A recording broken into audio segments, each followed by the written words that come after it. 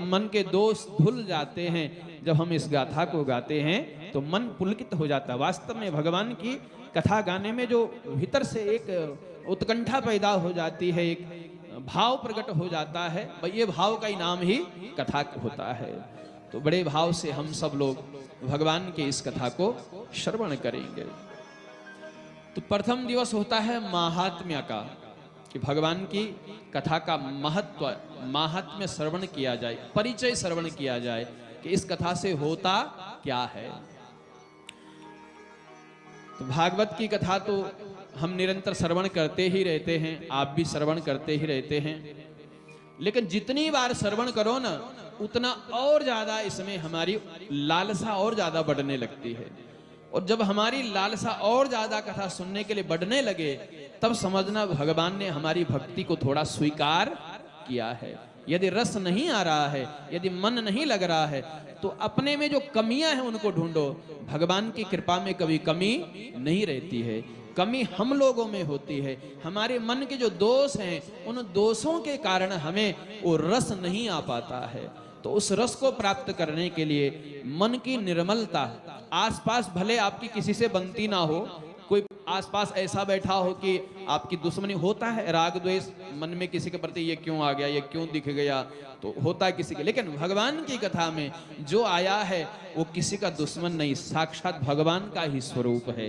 तो सब में भगवान का स्वरूप दर्शन करके भगवान की कथा का लाभ लिया जा सकता है। तो बड़े प्रेम से आप सभी लोग जो है इस कथा को श्रवण करेंगे। श्रीमद् भागवत के महात्म्य में व्यास नारायण भगवान ने सर्वप्रथम भगवान को प्रणाम किया है, भगवान का स्वरूप का दर्शन कराया है। सच्चिदानंद रूपाय विश्वोत्पत्त्यादि हेतवे तापत्रय विनाशाय श्री कृष्णाय वयं नुमः, श्री कृष्णाय वयं नुमः। भगवान श्री सहित राधा कृष्ण को हम सब प्रणाम करते हैं। तो भगवान का स्वरूप का दर्शन कराया गया है। सच्चिदानंद, वह कैसे हैं परमात्मा? सत्य है, चित्त है और आनंद स्वरूप है। वो सदा सत्य स्वरूप में परिनिष्ठित रहते हैं। वह सदा चित्त यानी प्रकाश स्वरूप हैं। उनका प्रकाश कभी समाप्त नहीं होता है। वो किसी दूसरे से भी प्रकाश नहीं पाते हैं, स्वयं प्रकाशवान है। स्वयं प्रकाश्यते, राज्यते, विराज्यते, स्वराज्यते, स्वस्वराट, वह प्रकाश स्वरूप है, चित्त स्वरूप। और भगवान आनंद स्वरूप है। उनकी आनंदता में कभी रत्ती भर भी कोई कमी नहीं आती है। भले उनके सामने सारे यादव लड़ भिड़ करके समाप्त हो गए, सारा वंश समाप्त हो गया, लेकिन उनके आनंद में रत्ती भर भी कमी नहीं आती है। वह सुख में भी वैसे ही रहते हैं, दुख में भी वैसे रहते हैं, या यूं कह लो कि सुख और दुख उन्हें कभी विचलित नहीं कर सकते हैं। वो सदा एक रूप रहते हैं। कौन से रूप में रहते हैं? सच्चिदानंद रूप में। तो भगवान का सत्य रूप क्या है? भगवान शंकर कह रहे हैं मां पार्वती से, और गोस्वामी जी ने दर्शन कराया है रामचरितमानस में। उमा कहूं मैं अनुभव अपना, उमा कहूं मैं अनुभव अपना, उमा कहूं मैं अनुभव अपना, उमा कहूं मैं अनुभव अपना। सत हरि भजन जगत सब सपना, सत हरि भजन जगत सब सपना, सत हरि भजन जगत सब सपना, सत हरि भजन जगत सब सपना। उमा कहूँ मैं अनुभव अपना, उमा कहूँ मैं अनुभव अपना। भगवान शंकर मां पार्वती से कह रहे हैं, हे उमा, मैं किताबों का लिखा हुआ नहीं कह रहा हूं, अपने जीवन का अनुभव कह रहा हूं। उमा कहा हूं मैं अनुभव अपना, जो मैंने अपने जीवन काल में अनुभव किया है। तो भगवान शंकर का जीवन इतना सा तो नहीं है। ब्रह्मा जी के जब 100 वर्ष बीत जाते हैं तब जो है शंकर भगवान का एक दिन होता है, और ब्रह्मा जी का एक दिन जब 1000 चतुर्युगी बीत जाते तब उनका एक दिन होता है। तो भगवान शंकर के जीवन का कितना बड़ा अनुभव होगा। तो अपने जीवन का हे उमा मैं अनुभव बता रहा हूं। सत हरि भजन, भगवान का नाम ही सत्य है, भगवान का सुमिरन ही सत्य है। जगत तो सपना है। जैसे हम रात में स्वप्न देखते हैं और सपने की अवस्था में हमको कहीं दुख मिल रहा है, कोई हमको मार रहा है, कहीं हमको जानवर खाने के लिए आ रहा है, शेर दौड़ के हमको खाने लग रहा है, लेकिन स्वप्न में लगता है कि हमको खा जाएगा। लेकिन वो भय कब तक है? जब तक कि हम उस स्वप्न की अवस्था में हैं। स्वप्न जैसे ही खुलता है वैसे हम देखते हैं, हम तो बिल्कुल आराम से अपने बिस्तर पर लेटे रहे हैं, भले पसीना आ रहा हो सपने में, अरे ऐसा होने वाला था, हाय राम बढ़िया हुआ कि हम सपने में थे। तो आज भी हम ऐसा ही जान रहे हैं कि हम बढ़िया हैं कि सपने में ही हैं। कैसे? वास्तविक स्वरूप जो है हम आत्मा है, आत्मा का यह घर है, लेकिन स्वप्न हम देख रहे हैं कि हम शरीर हैं। क्या देख रहे हैं? हम शरीर हैं, जबकि शरीर तो रहेगा नहीं, वो तो नाश हो जाएगा, शरीर ने मिट जाना है। और जो सदा रहने वाला वह चेतन तत्व है, हम वही हैं। जो दृष्टा रूप में हम वही हैं, देख रहे हैं, हम सपना देख रहे हैं दृष्टा रूप में कि ये सब क्या जिंदगी चल रही है। जैसे हम सपने में देखते हैं ठीक उसी प्रकार ये भी चल रहा है, पर ये सपना इतने जल्दी किसी के समझ में नहीं आता है, इसकी बहुत गहराई होती है, तब जाकर के समझ में आता है। तो भगवान शंकर कह रहे हैं उमा संसार तो स्वप्न के समान है, और भगवान का नाम सदा रहने वाला है, वह सत्य है।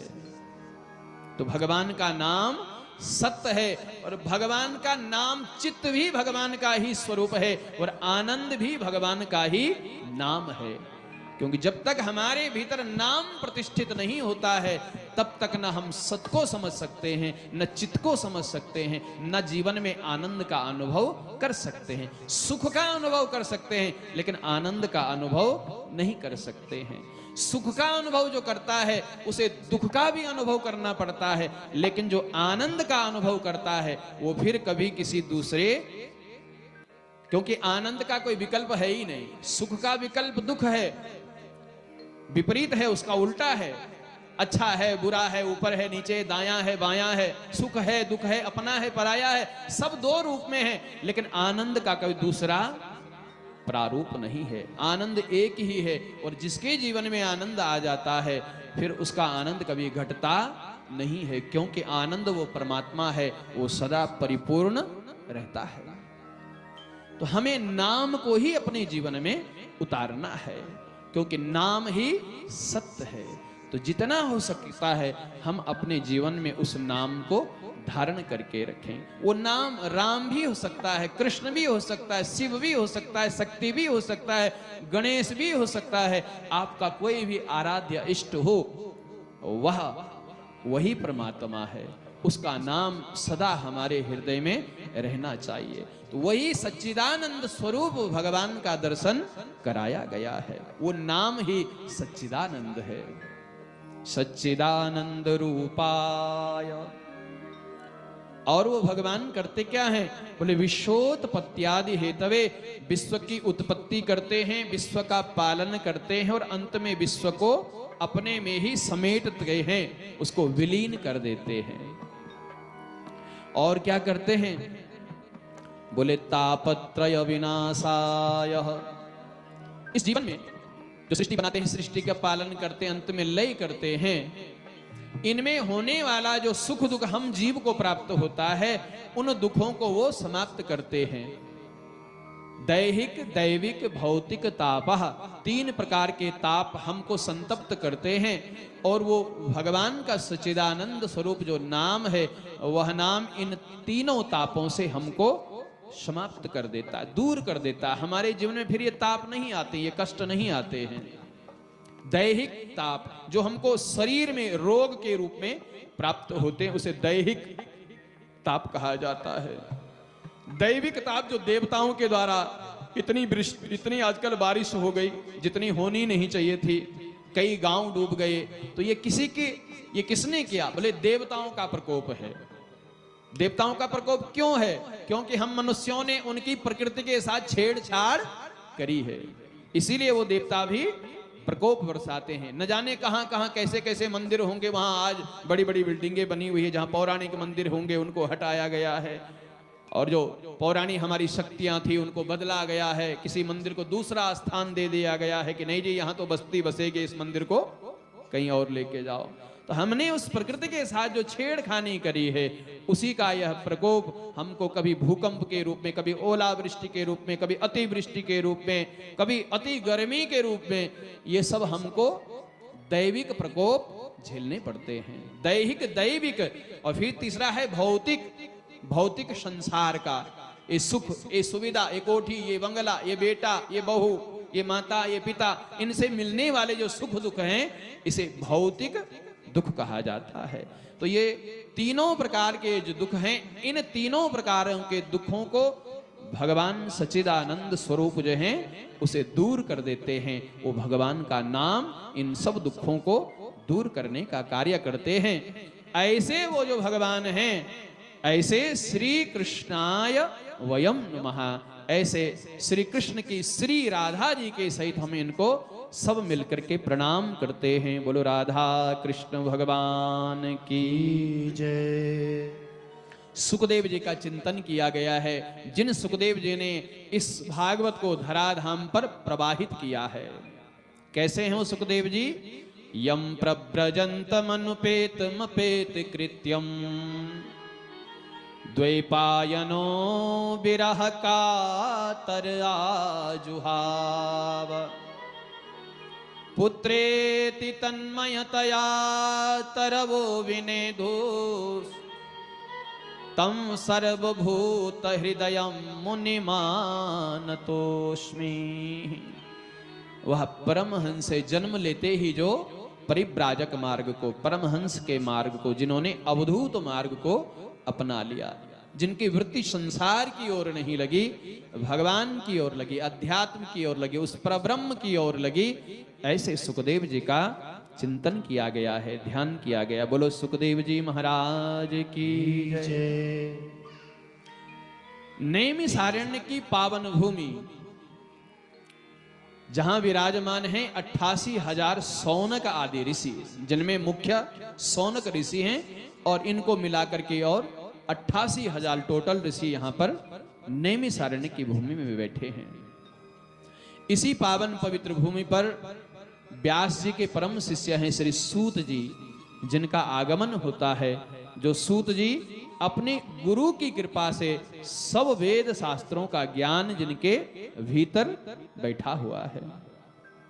सौनक आदि ऋषियों ने जब सूत जी को देखा तो बड़ा आनंद आज हृदय में प्रकट हुआ है कि आज कोई ज्ञानी आया है, भगवान की पुराण गाथाओं को सुनाने वाला आया है। तो तुरंत सब सौनक आदि ऋषि खड़े उठे हैं और उनका अभिवादन किया है, सूत जी को प्रणाम किया है, उनको एक दिव्य आसन पर बैठाया है, पाद्य अर्घ्य आचमनी से उनका यथोचित सत्कार किया गया है, पंचोपचार विधि विधान से पूजन किया गया है। और फिर प्रणति निवेदन करते हुए, साष्टांग प्रणाम करते हुए श्री सौनक जी पूछते हैं, जो कथा को सुनने में बड़े कुशल हैं। सौनक जी कैसे हैं? बोले कथा को सुनने में बड़े कुशल हैं, और कथा को सुनने में जो कुशल होगा उसको पूरा लाभ प्राप्त होता है। यदि हम सुनने में ध्यान नहीं देते हैं तो जितना सुना है उतना हृदय में प्रविष्ट नहीं हो सकता है, वो बिखर जाता है, फैल जाता है, वह फिर हृदय में टिक नहीं पाता है।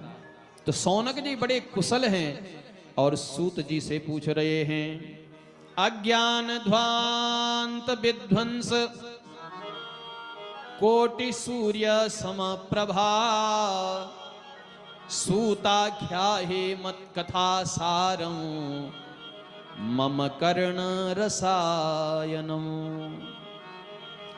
हे सूत जी महाराज, आपके भीतर ज्ञान का प्रकाश खूब भरा हुआ है।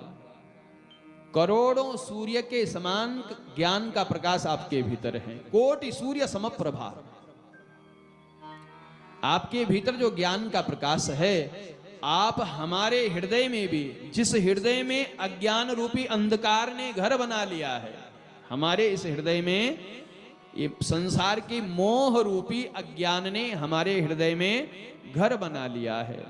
अब अंधेरे में हमें भीतर कुछ दिखता नहीं है कि यहाँ कौन बैठा हुआ है, और हृदय तो घर परमात्मा का ही होता है। जिस हृदय में भगवान की भक्ति का उजियारा होता है, वहां भगवान के दर्शन भीतर ही होने लगते हैं। सौनक जी कह रहे हैं, सूत जी महाराज, हमारे हृदय में अज्ञान ने घर बना लिया। जबकि सौनक जी के हृदय में अज्ञान ने घर नहीं बनाए। बड़े विद्वान हैं, बड़े ज्ञानी हैं, लेकिन कथा के रसिक जो होते हैं वो ऐसे ही भाव प्रकट करते हैं कि हम कुछ नहीं जानते हैं, आप हमें कुछ श्रवण कराओ, कुछ सुनाओ। क्योंकि जब तक हम मूर्ख नहीं बनेंगे तब तक हम कुछ समझ भी नहीं पाएंगे। अगर हम पहले समझाए होंगे कि हम तो सब कुछ जानते हैं, फिर कुछ समझ भी नहीं सकते हैं। उसके लिए खाली होके आना पड़ता है, तब पात्र को भरा जाता है। जो पात्र पहले ही भर के आया है उसमें भला क्या टिक पाएगा, तो खाली होकर के आना पड़ता है। तो सौनक जी खाली होकर के बोल रहे हैं, हमारे हृदय में अज्ञान ने घर बना लिया, अंधकार हमारे भीतर हृदय में छाया है। आप अपने ज्ञान के प्रकाश का उजियारा हमारे हृदय रूपी घट में भी डाल दीजिए, ताकि हमारे हृदय में ज्ञान का प्रकाश हो जाए। और हे सूत जी, ऐसी कोई कथा सुनाइए, कथा अमृत रस स्वाद, जो सुनने में बड़ी स्वादिष्ट हो। कथा अमृत रस स्वाद, जो सुनने में बड़ी स्वादिष्ट हो, ऐसी कथा का आप हमें रसपान कराएं, और जो हमारे कानों को अच्छी भी लगे। मम कर्ण रसायनम, हमारे कानों के लिए रसायन यानी औषधि का काम करे। कौन सी औषधि? संसार के रोग जो हमको लगे हैं, उन संसार के रोगों को दूर करने की जो आपकी कथा रूपी औषधि है, ऐसी कथा रूपी औषधि का आप हमें रसपान कराएं। सूत जी ने जब सौनक जी की यह वाणी सुनी तो सूत जी महाराज भीतर से हृदय उनका गदगद हो गया कि वाह सौनक जी, आपकी भगवान की कथा के प्रति कितनी रुचि है, कितनी प्रीति है आपके भीतर भरी हुई। और जब सुनने वाले के भीतर बड़ी प्रीति भरी होती है, बड़ा प्रेम भगवान की कथा के प्रति होता है, तो उसको सुनने में बड़ा आनंद आने लगता है। और जब प्रीति नहीं होती है तो सुनाने वाला कितना भी बढ़िया क्यों ना आ जाए, फिर उसको उसमें आनंद नहीं आता है। तो आपके हृदय में भगवान की कथा के प्रति जो ये प्रीति है, आपकी प्रीति देखकर मुझे बड़ा आनंद आ रहा है। सौनक जी पुनः कहते हैं, सूत जी महाराज, मैं तो ये जानना चाहता हूं कि आप भगवान के जो भक्त हैं, उन भक्तों के हृदय में भगवान की भक्ति बैठती कैसे है? भगवान के प्रति जो ज्ञान है वह ज्ञान भक्तों के हृदय में बैठता कैसे है? भक्ति ज्ञान विरागाप तो विवेको वर्धते महान, माया मोह निरासश्च वैष्णवे क्रियते कथम। भक्ति ज्ञान वैराग्य को जो भगवान के भक्त हैं वह अपने हृदय में उस भक्ति को कैसे धारण करते हैं, ज्ञान को वैराग्य को कैसे अपने भीतर बैठाते हैं, और भीतर जो माया मोह भरा हुआ है संसार का, उस माया मोह को वो भक्त लोग कैसे दूर करते हैं, कैसे उसको परे फेंकते हैं। माया मोह निरासश्च वैष्णवे क्रियते कथम। ये वैष्णव जन, ये भक्त जन कैसे माया मोह से दूर होकर के भगवान की भक्ति ज्ञान वैराग्य को धारण करते हैं, यह हम जानना चाहते हैं। सूत जी कहते हैं, सौनक जी आपने बहुत अच्छी बात पूछी है, क्योंकि जीवन बहुत कम है, कलयुग में तो और ज्यादा कम है, और जैसे जैसे जमाना आ रहा वैसे वैसे और ज्यादा कम उम्र होती जा रही है।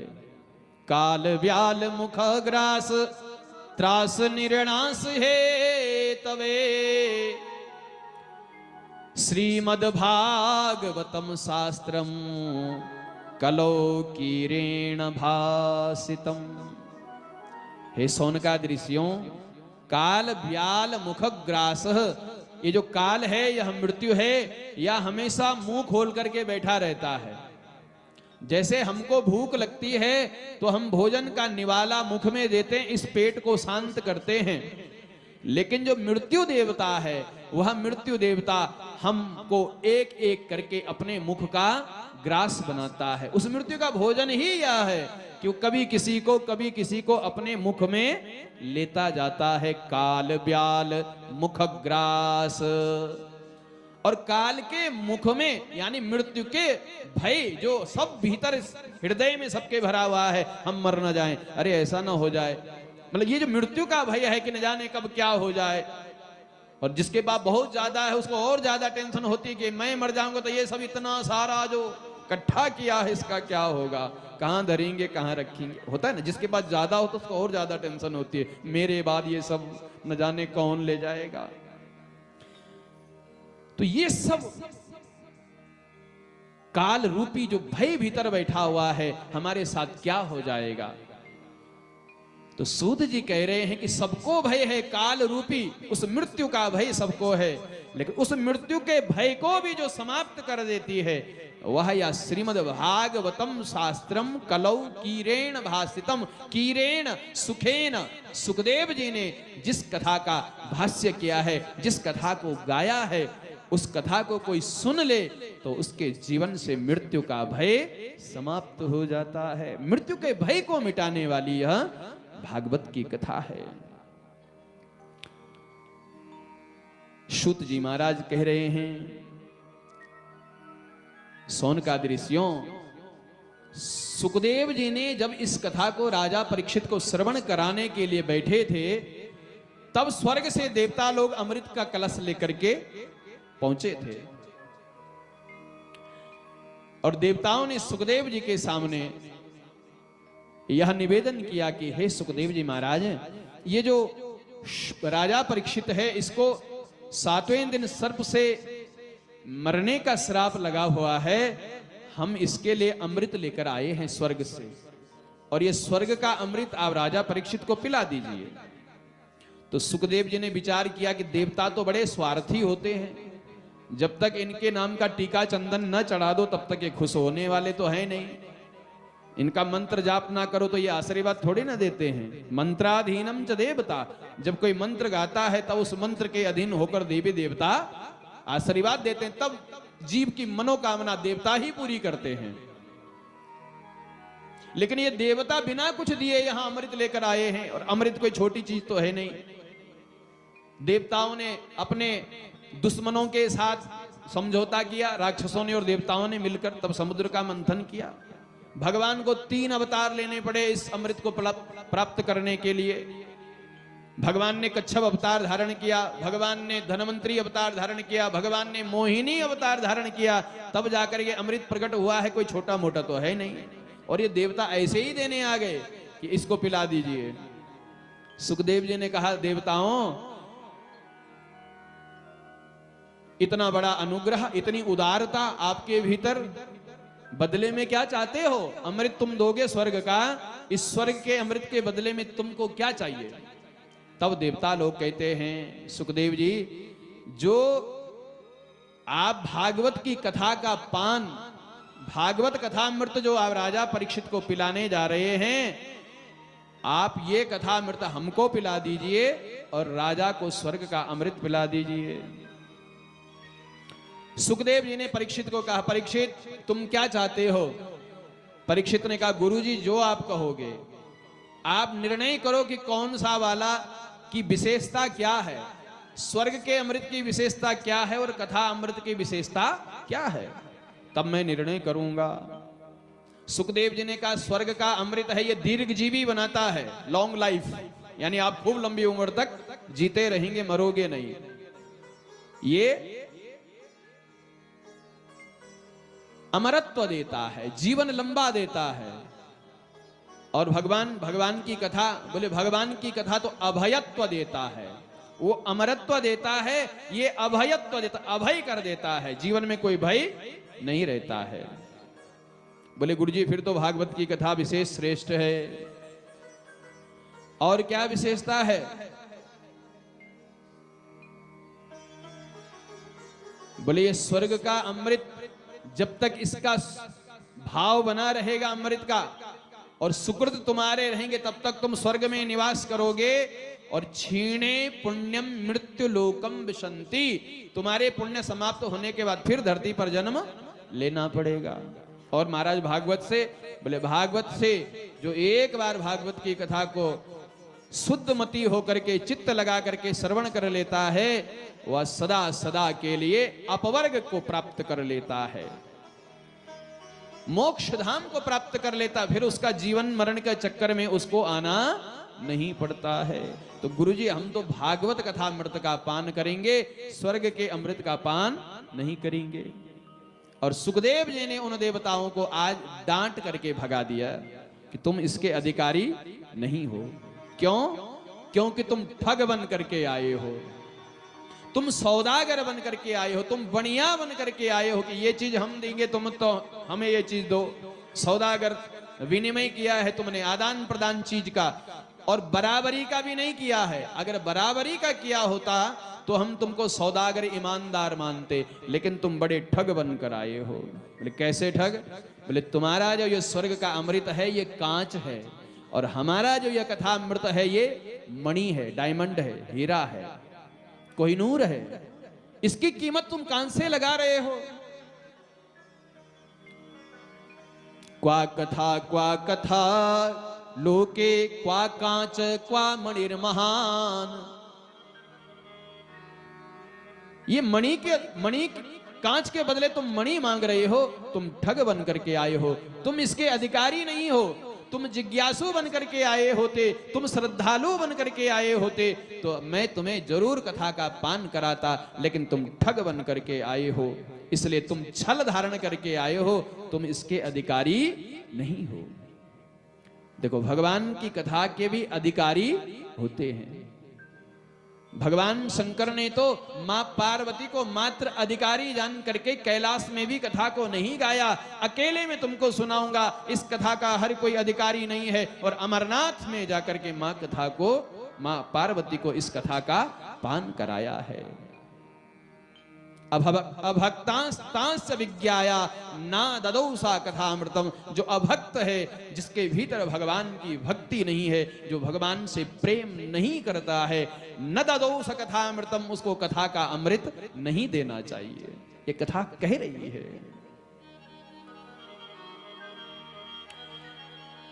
देवताओं को सुखदेव जी ने भगा दिया। देवता लोग ब्रह्मा जी के पास ब्रह्मलोक में पहुंचे। आज बड़ी ब्रह्मा जी से शिकायत करे कि देखो पृथ्वी पर हमको इतनी डांट पड़ी है, हमको अधिकारी नहीं समझा गया है। क्या विशेषता है भागवत की ऐसी जो हमारे इस स्वर्ग के अमृत को ठुकरा दिया? ब्रह्मा जी ने कहा देखो इस कथा के बारे में अभी मैं भी नहीं जानता हूं। सुखदेव जी राजा परीक्षित को कथा सुनाने जा रहे हैं, उनकी कथा आज शुरू हो रही है। तो आज से 7वें दिन जाकर पता लगेगा कि परीक्षित का इस कथा को सुनकर के क्या होता है। तब मैं निर्णय करूंगा कि इस कथा की विशेषता क्या है। 7वें दिन जब परीक्षित को लेने के लिए विमान आया और परीक्षित उस विमान पर बैठ करके भगवान के धाम को चले गए, तब तो ब्रह्मा जी भी ब्रह्मलोक में आश्चर्यचकित रह गए। राज्ञो मोक्षम तथा वीक्ष्य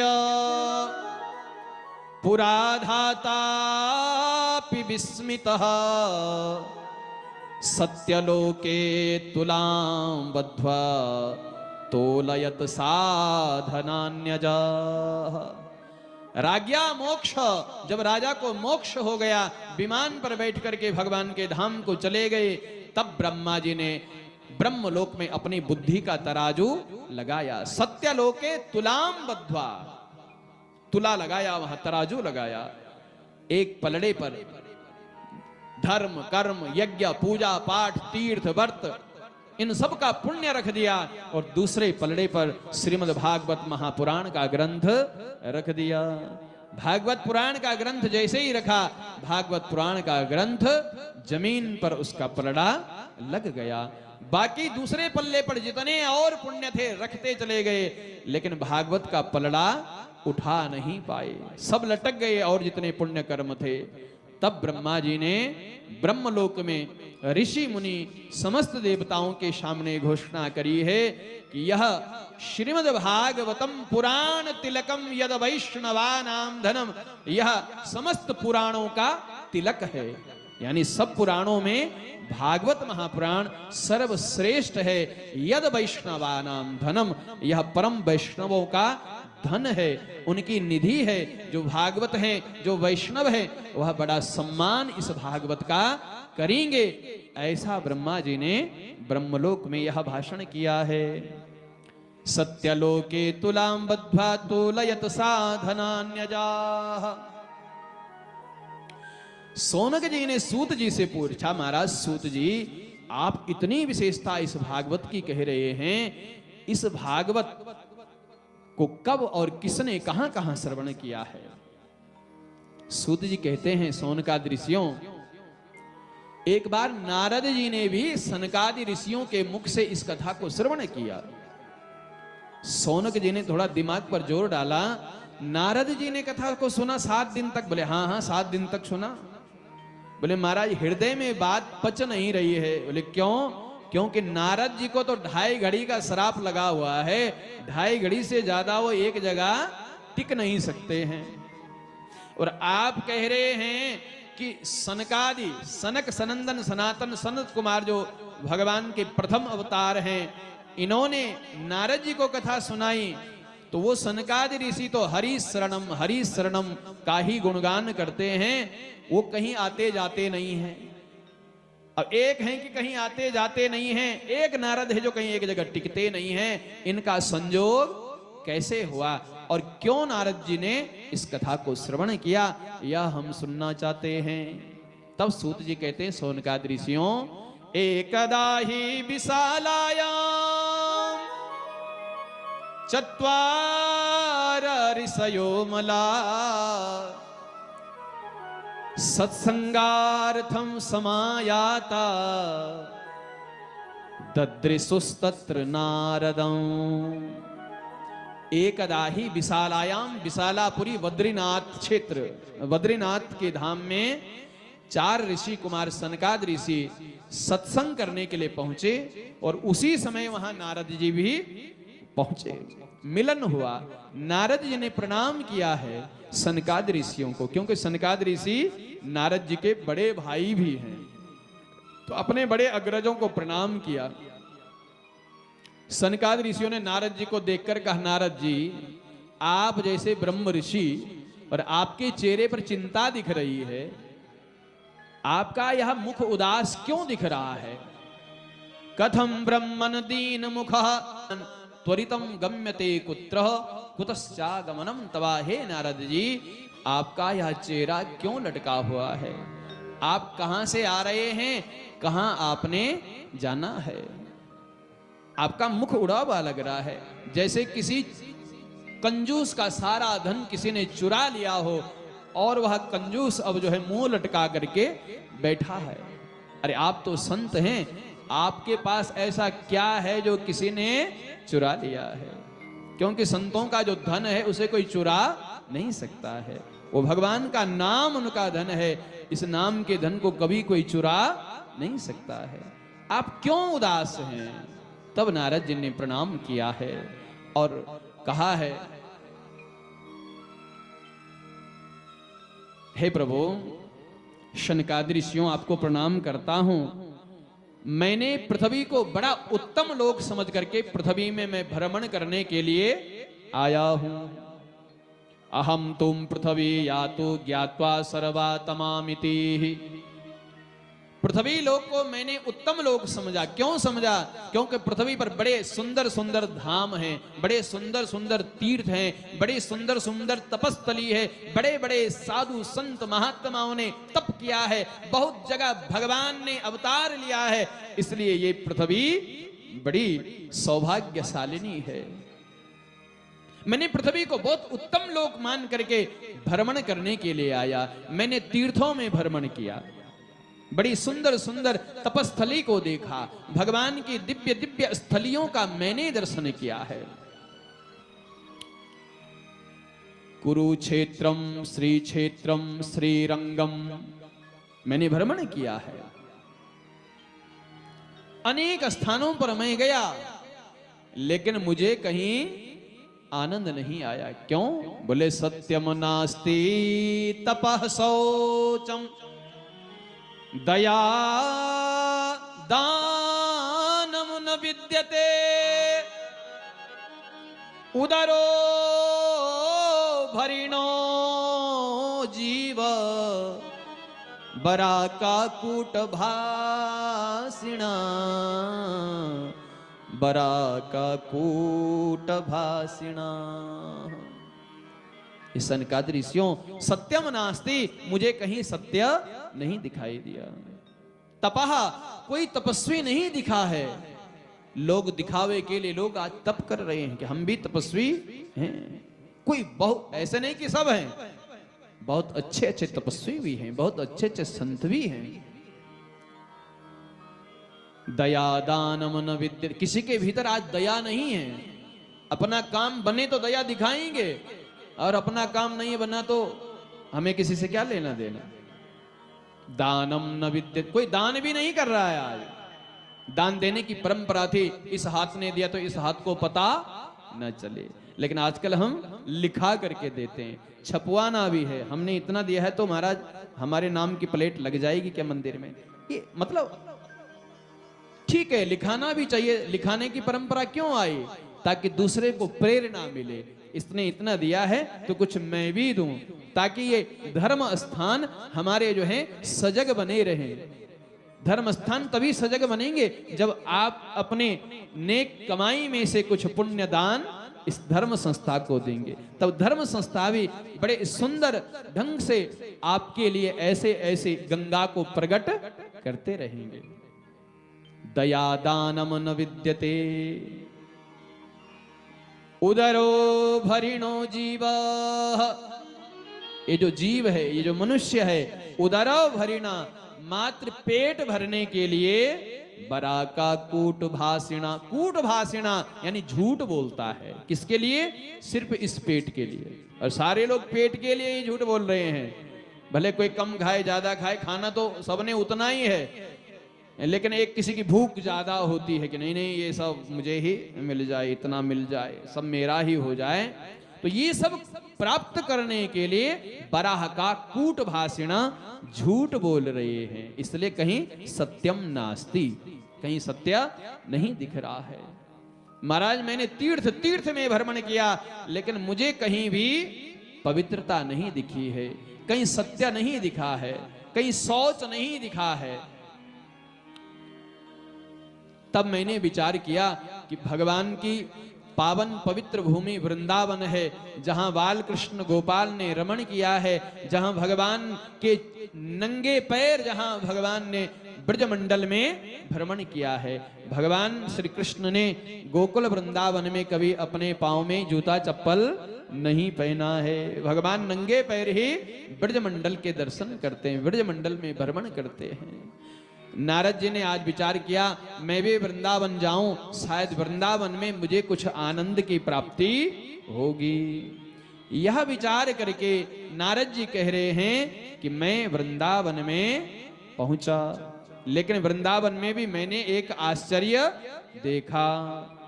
तत्राश्चर्यं मया दृष्ट्वा श्रूयतां तन्मुनीश्वरा एका तु तरुणी तत्र निसन्ना खिन्न मानसा।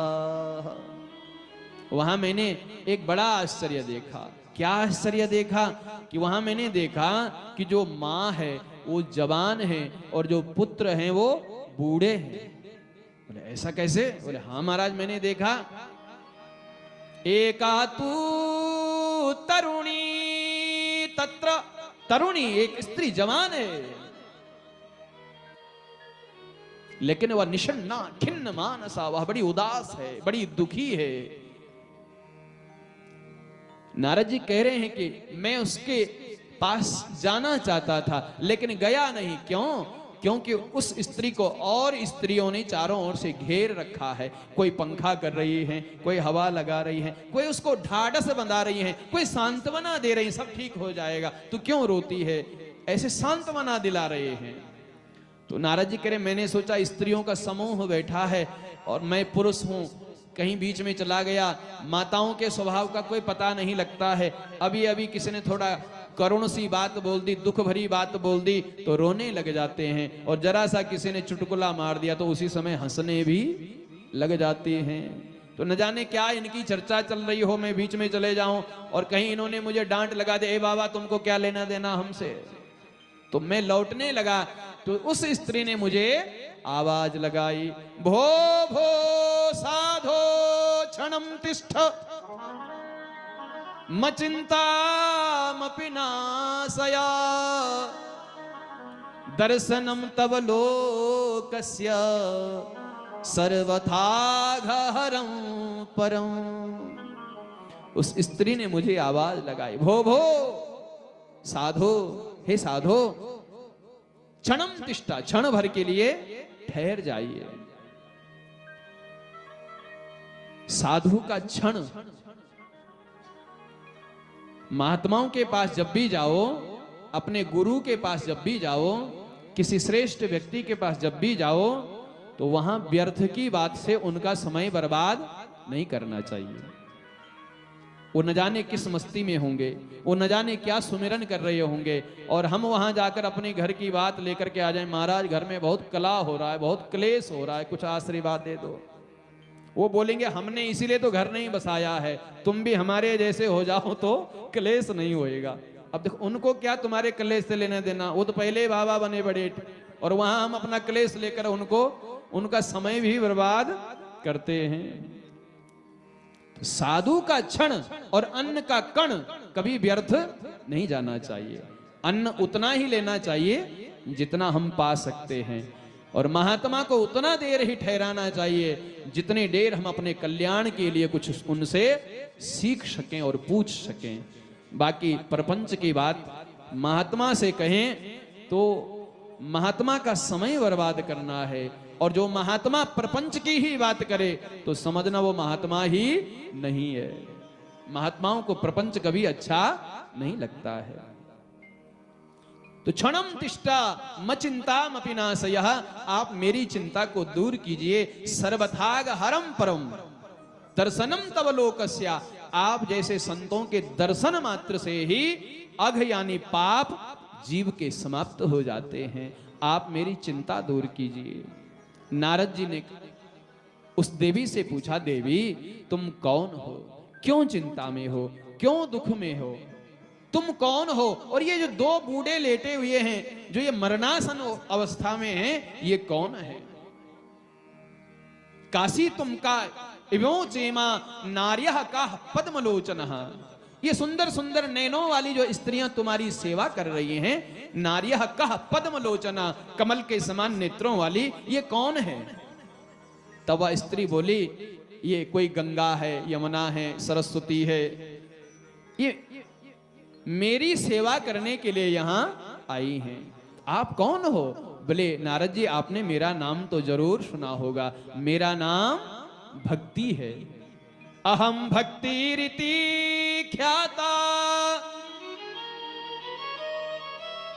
अहम भक्ति इति ख्याता, संसार में भक्ति नाम से मेरी ख्याति है, लोग मुझे भक्ति के नाम से जानते हैं। और ये दो पड़े हैं ना, इमो इमो में तनयो मतो, ये दो मेरे बेटे हैं। तो जब नारद जी ने सुना कि ये बेटे हैं तो फिर तो आश्चर्यचकित हो ही गए, ये बेटे। बोले हाँ हाँ मेरे बेटे हैं। ऐसे कैसे हो सकता है, आप तो बिल्कुल तरुणी जवान हो, और ये बूढ़े आपके बेटे कैसे हो सकते हैं? भक्ति महारानी ने कहा कि इसीलिए तो दुखी हूं कि ये समय ने ऐसा फेर कैसे उलट दिया, जहां माता को बुजुर्ग होना चाहिए, बूढ़ा होना चाहिए, और पुत्र को जवान होना चाहिए। इस समय की विपरीत दशा को देखकर ही नारद जी मैं दुखी हूं, आप मेरे दुख का निवारण करें। नारद जी ने कहा, देवी भक्ति तुम चिंता मत करो, कहां कहां से होकर आई हो, जन्म कहां हुआ है तुम्हारा? तो भक्ति महारानी कह रही है, उत्पन्ने दरविडेसाहम वृद्धिम कर्णाटके गता क्वचित क्वचिन महाराष्ट्रे गुरुजराम जीर्णताम गता। नारद जी, मैंने द्रविड़ देश दक्षिण भारत में जन्म लिया है, कर्नाटक में मैं जवान हुई हूं, कहीं कहीं महाराष्ट्र में भी मेरा सम्मान हुआ है, लेकिन जब मैं गुजरात में गई तो गुजरात में मैं और मेरे पुत्र दोनों जीर्ण शीर्ण यानी बुढ़ापे की अवस्था को प्राप्त हो गए। हमारे शरीर में कोई शक्ति नहीं रही, कोई बल नहीं रहा, हम जीर्ण शीर्ण हो गए वहां। और नारद जी, जब हम गुजरात को छोड़कर वृंदावन में आए तो मैं तो यहां जवान हो गई, लेकिन मेरे ये जो बुजुर्ग बेटे पड़े हैं, ये ज्यों के त्यों इनका बुढ़ापा और ज्यादा बढ़ते जा रहा, लेकिन ठीक नहीं हो रहा है। नारद जी ने जब वृंदावन की भूमि का ये चमत्कार देखा कि जहां भक्ति जवान हो गई, तो वृंदावन की भूमि को आज नारद जी ने प्रणाम किया है। क्यों? क्योंकि ये भक्ति की भूमि है। बोलो वृंदावन धाम की जय।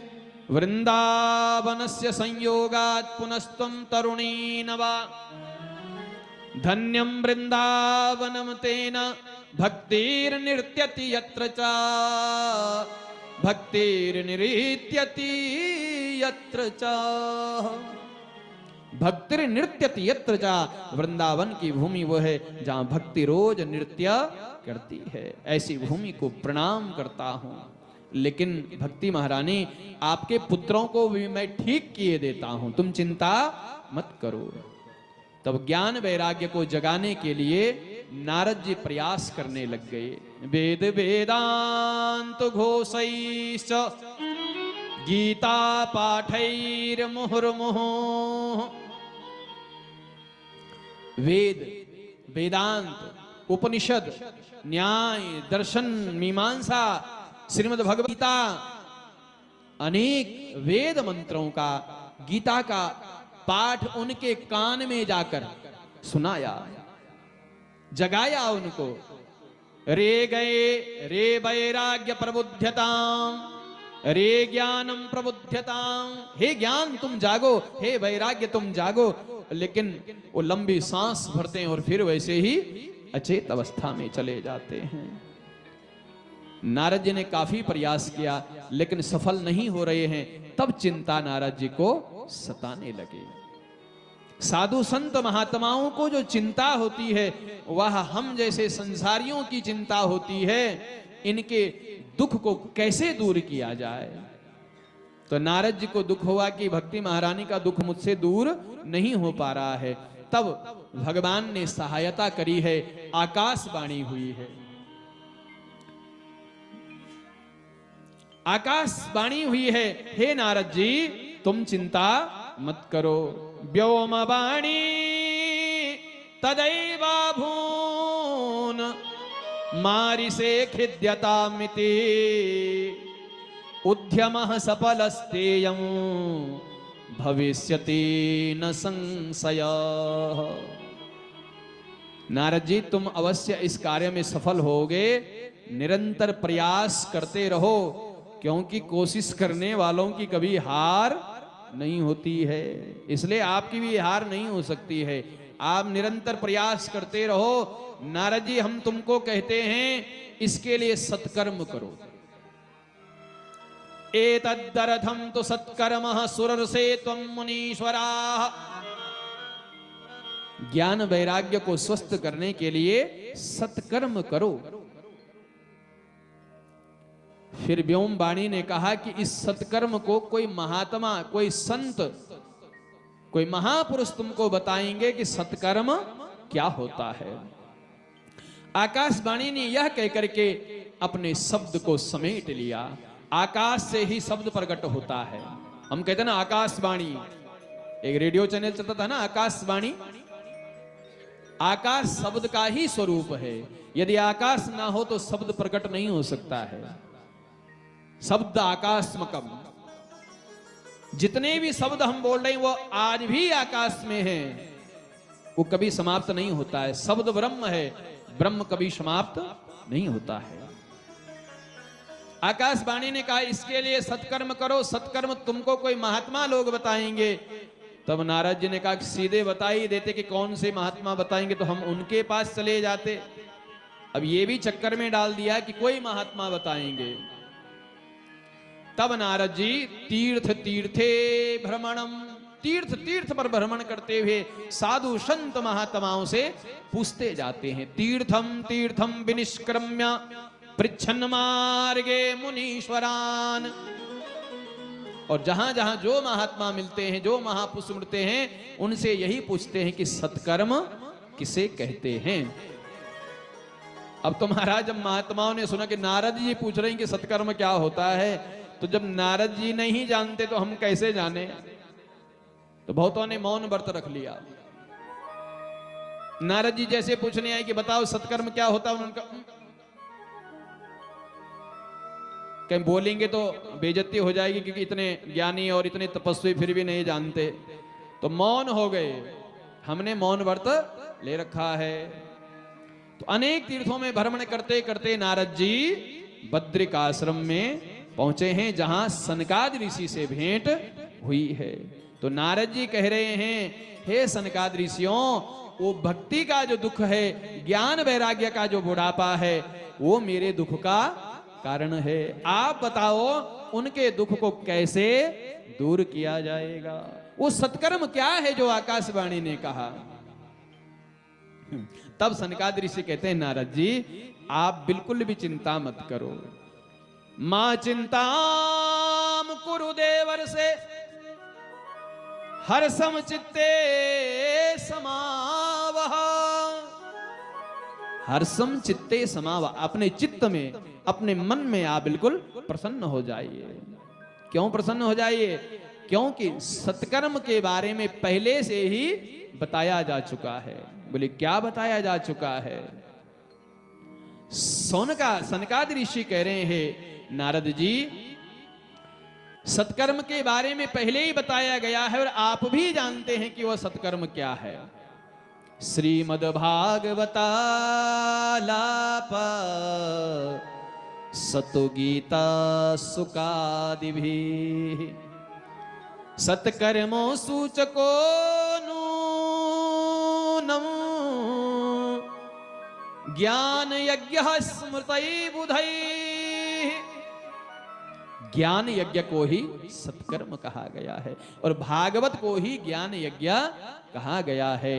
एतदर्थम तो सत्कर्मा, इसलिए इनके लिए श्रीमद् भागवतः लाभः, भागवत की कथा का आयोजन करो, भागवत की कथा सुनो, तब जाकर के ये ज्ञान वैराग्य स्वस्थ होंगे। नारद जी ने कहा, महाराज आप कैसी बात कर रहे हैं? मैंने उनको वेद सुनाया, वेदांत सुनाया, गीता का पाठ सुनाया, लेकिन फिर भी नहीं जागे, और आप कहते हैं कि भागवत की कथा से वो जाग जाएंगे। ऐसे कैसे हो सकता है? क्योंकि ये भागवत तो वेद रूपी ही कल्प वृक्ष है, कल्प वृक्ष का फल है। सनकादि ऋषियों ने कहा, नारद जी आपने बहुत अच्छी बात बोली है कि ये वेद रूपी कल्प वृक्ष का फल है। तो नारद जी कल्प वृक्ष को आपने खिलाया, आपने क्या खिलाया? वेद, वेदांत, गीता, ये सब वेद का अंग है। आपने वेद का अंग यानी उस वेद रूपी वृक्ष का पत्ता खिलाया, टहनी खिलाई, फूल खिलाए, लेकिन जो स्वाद फल में आता है वह न पत्ते में मिल सकता है, न टहनी में मिल सकता है, न जड़ में मिल सकता है, न फूल में मिल सकता है। आम का पेड़ है, आम के पेड़ पूरा आम से भरा हुआ है, जड़ से लेकर ऊपर तक। अब तुम समझो कि आम का फल बड़ा रसीला होता है, तो पेड़ में ही तो लगा हुआ, पेड़ में भी रस भरा होगा, तो हम इसकी टहनी ही खा जाते हैं, इसका पत्ता ही खा जाते हैं, तो खाओगे लेकिन वो स्वाद नहीं मिलेगा। जबकि उस आम में उस पेड़ का ही रस गया है, लेकिन रस का जो स्वाद मिलेगा, जो हमको पुष्टि मिलेगी, जो बल मिलेगा, जो ताकत मिलेगी, वो कहां से मिलेगी? उस फल से मिलेगी। ताकत भी मिलेगी और स्वाद भी आएगा, आनंद भी आएगा, दोबारा पाने को मन भी करेगा। तो नारद जी, आपने उनको पेड़ के पत्ते खिलाए, टहनी खिलाई है, उनको स्वाद नहीं आया, इसलिए वो अब खाना नहीं चाहते हैं। अरे उनको फल खिलाइए। तो ये जो भागवत है, यह कल्प वृक्ष का पका हुआ फल है, इस फल से उनको अवश्य तृप्ति मिलेगी। बहुत तरीके से समझाया। अब हम लोगों के पास टाइम कम होता है, इसलिए हमको थोड़ा सा जल्दी में ही निकलना पड़ता है। तो नारद जी समझ गए और आप सब भी समझ गए। नारद जी ने समझ लिया तो आप इस कथा को सुनी रहे, तो आप भी समझ गए कि जो आनंद फल में मिल सकता है वह पेड़ में नहीं मिल सकता है। वेद को कोई कितना भी जान ले, लेकिन जब तक भक्ति उसके भीतर नहीं बैठेगी, तब तक बड़े बड़े वेद पाठी, वेद ज्ञानियों को भी उस भगवान की प्राप्ति नहीं हो सकती है। इसलिए भक्ति का होना अति आवश्यक है।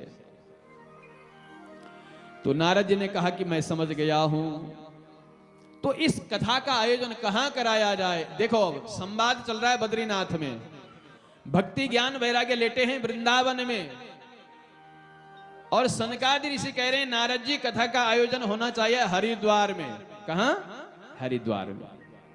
देखो, जब हरिद्वार में कथा हो रही है, वृंदावन में भक्ति ज्ञान वैराग्य बैठे हैं, इतनी दूर से जब वो ठीक हो सकते हैं, तो बद्रीनाथ से भी ठीक हो सकते थे। बद्रीनाथ में क्यों नहीं कथा का आयोजन करते? तो इसका पहला जो लौकिक एक तात्पर्य है, लौकिक तात्पर्य यह है कि कथा ऐसी जगह होना चाहिए जहां ज्यादा से ज्यादा लोग कथा को सुन सकें। अब बद्रीनाथ में कोई बहुत बिरला ही जा सकता है, अब तो गाड़ी मोटर जा रही, पहले तो पैदल मार्ग थे। कोई साधु संत महात्मा जिज्ञासु ही वहां तप करने के लिए जाता था, तो वहां सुनने वाले इतने नहीं मिलेंगे। हरिद्वार की भूमि के बाद पहाड़ शुरू होते हैं और हरिद्वार से नीचे प्लेन शुरू हो जाता है, शहरी इलाका। तो कथा ये दर्शन कराना चाहती है कि कथा का आयोजन ऐसी जगह हो जहां पर पहाड़ से भी लोग उतर करके आ सकें और शहर वाले भी आकर के कथा में बैठ सकें, जहां ज्यादा से ज्यादा लोगों को कथा का लाभ मिले, ऐसी जगह कथा का आयोजन होना चाहिए। दूसरा, हरिद्वार का आध्यात्मिक जो अर्थ है, वृंदावन में बैठे हैं भक्ति ज्ञान वैराग्य। वृंदावन किसको कहते हैं? हमारा हृदय ही वृंदावन है। ये हृदय, इस हृदय में ही भक्ति होती है, इस हृदय में ही ज्ञान और वैराग्य भी होता है, इस घट के भीतर ही होता है। तो भक्ति ज्ञान वैराग्य उसको मत देखो, अपने भीतर के देखो। हमारे भीतर भी जो ज्ञान वैराग्य है ना, वो बिल्कुल मूर्छित अवस्था में है, मरे हुए के समान है। हमारे भीतर भगवान की भक्ति और भगवान के प्रति जो ज्ञान होना चाहिए वह नहीं है। जो वैराग्य होना चाहिए मन के भीतर संसार को हटाने का, वह नहीं है। हमारे भीतर तो संसार ही चिपका हुआ है। तो हमारे भीतर का ज्ञान वैराग्य पंगु हो रखा है, अपंगु हो रखा है, वह उठ नहीं पा रहा है। इसलिए हमारे भीतर भक्ति तो है, सबके भीतर भक्ति है, बिना भक्ति का कोई भी नहीं है, सबके भीतर वह अंकुर है। लेकिन वो भक्ति दुखी हो रही है, क्यों? क्योंकि भक्ति के पुत्र हैं ज्ञान और वैराग्य। और एक स्त्री अपने आप को सौभाग्यशालिनी और अपने जीवन में वह परिपूर्ण अपने आप को तब मानती है जब वह पुत्रवती हो जाती है। तो हमारे भीतर भक्ति तो है, लेकिन उसकी संतान नहीं है, इसलिए वो भक्ति दुखी है कि पहली मेरी संतान को तो कम से कम प्रकट कराओ। तो हमारे भीतर घट में जो ज्ञान वैराग्य, जो भक्ति दुखी हो रखी हैं, उसके लिए हरिद्वार में कथा का आयोजन होना चाहिए। अब ये हरिद्वार क्या है? वेद में एक पंक्ति आती है, भगवान भक्त के हृदय में कैसे प्रवेश करते हैं, तो वहां लिखा है प्रविष्टो कर्ण रंध्रेन, भगवान कान के दरवाजे से हमारे हृदय में प्रविष्ट होते हैं। हरिद्वार को भगवान विष्णु के भक्त जो हैं वो हरिद्वार कहते हैं, और भगवान शिव जी के भक्त हरिद्वार कहते हैं। क्या कहते हैं? वहां हरिद्वार भी कहते हैं और हरिद्वार भी कहते हैं। तो जिसका जैसा भाव हो, तो हरिद्वार कहो या हरिद्वार कहो, यानी भगवान को प्राप्त करने का जो दरवाजा है उसको हरिद्वार कहते हैं। और हमारे पास ये दरवाजे, ये कान है, इसलिए जब भी कथा होती है इस हरिद्वार में ही होती है, यानी इस हरिद्वार के द्वारा ही हम कथा को श्रवण करते हैं।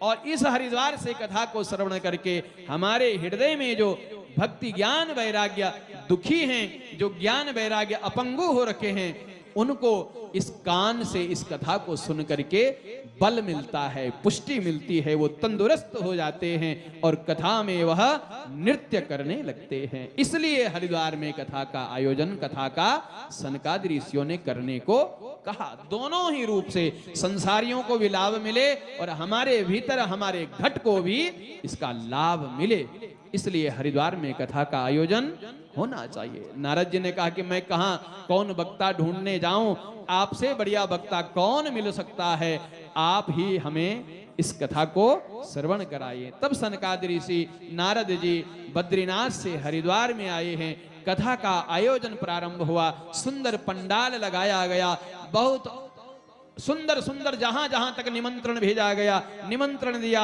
जो निमंत्रण देने के बाद भी नहीं आए उनको भृगु ऋषि डंडा लेकर के गए हैं और डंडा मार करके लेकर आएंगे। चलो कथा में।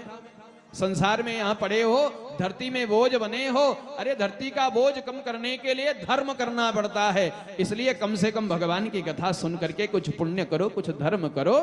रोज पड़े रहते हो अपने बिस्तरों पर, अपनी खटिया पर, अपने महल पर, अपनी कुर्सी पर, कुर्सी तुमसे छूटती नहीं है, कम से कम भगवान के दरवाजे पर जाकर भगवान की कथा को तो श्रवण करो।